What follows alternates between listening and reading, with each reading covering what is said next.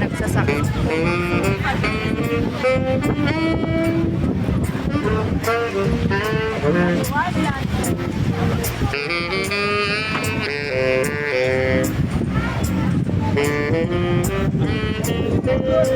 Galing na.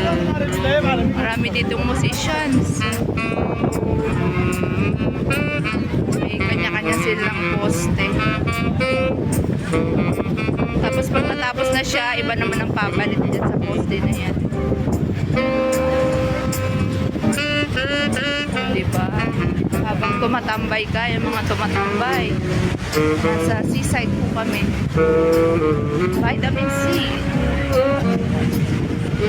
Ayun, dalawa dun, busy-busy sa kakapili ng TikTok. Iti-TikTok.